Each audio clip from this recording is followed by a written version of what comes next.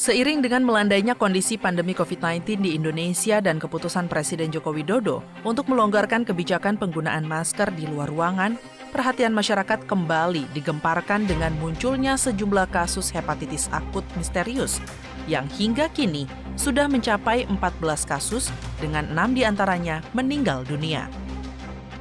Merespon kasus hepatitis akut yang terjadi, pemerintah Indonesia telah mengeluarkan edaran agar fasilitas pelayanan kesehatan atau Fasiankes lebih waspada terhadap kasus ini. Kepala Bidang Pengembangan Profesi Perhimpunan Ahli Epidemiolog Indonesia, Mas Dalina Pane mengatakan, saat ini fasilitas untuk melakukan deteksi dini di vaskes tingkat pertama seperti klinik, puskesmas, atau dokter umum belum berjalan dengan baik, sehingga berpotensi pasien baru akan mendapatkan layanan kesehatan setelah mengalami kasus berat. Merebaknya kasus hepatitis akut misterius turut menyita perhatian dari Komisi 9 DPR RI saat ditemui usai pembukaan sidang paripurna di gedung DPR RI belum lama ini. Anggota Komisi 9 DPR RI Krisdayanti mendorong kesigapan seluruh fasilitas dan tenaga kesehatan di seluruh Indonesia. Artinya, deraan dan tempaan COVID-19 tentunya sudah membuat mental tenaga kesehatan kita untuk lebih sigap. Artinya memang masih diteliti, selalu semua pihak bilang bahwa memang hepatitis akut ini masih diteliti. Jadi kita tidak perlu menjadi rushing untuk khawatir, tapi lebih kepada kesiapan yang namanya preventif itu atau pencegahan pasti jauh akan lebih baik. Jadi memang protokol kesehatan, menjaga lingkungan seperti yang kita tahu, mungkin penggunaan alat makan yang tidak boleh bergantian. Jadi memang sesuatu yang simple dan sebetulnya bisa dicegah dan dilakukan untuk di tiap rumah tangga. Jadi bagaimana mencuci semua alat makan sebersih mungkin dan untuk tidak bertukar pakai dengan anggota keluarga lain, karena kita tahu bahwa walaupun satu keluarga tapi kadang kekuatan tubuhnya juga mungkin berbeda-beda. Dalam melakukan pencegahan, Krisdayanti mengimbau masyarakat untuk tetap menjalankan hidup bersih dan protokol kesehatan karena mitigasi hepatitis akut juga diperlukan.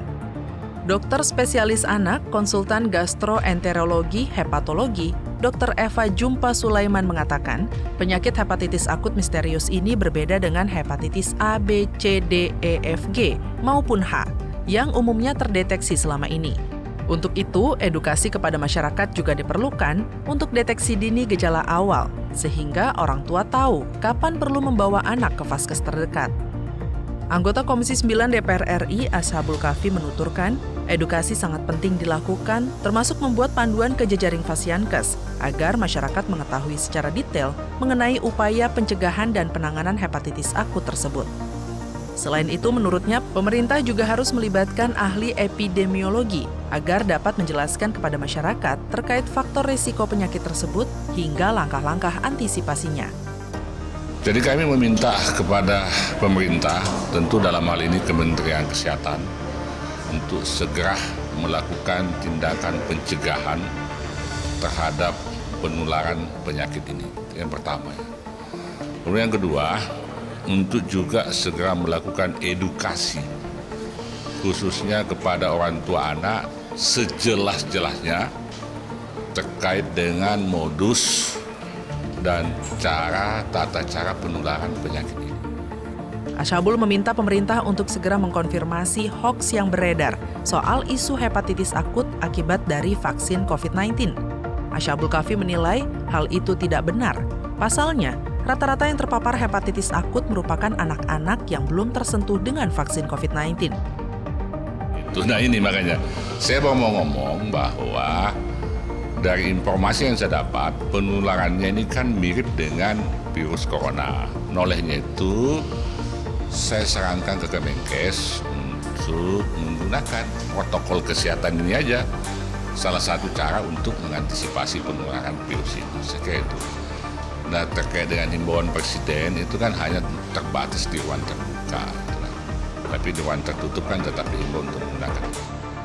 Meski kecil kemungkinan untuk menjadi pandemi, menurut para ahli penyakit yang banyak menyerang anak-anak tersebut bisa menular melalui udara, sehingga tindakan pencegahan seperti penerapan protokol kesehatan bisa dilakukan untuk kewaspadaan.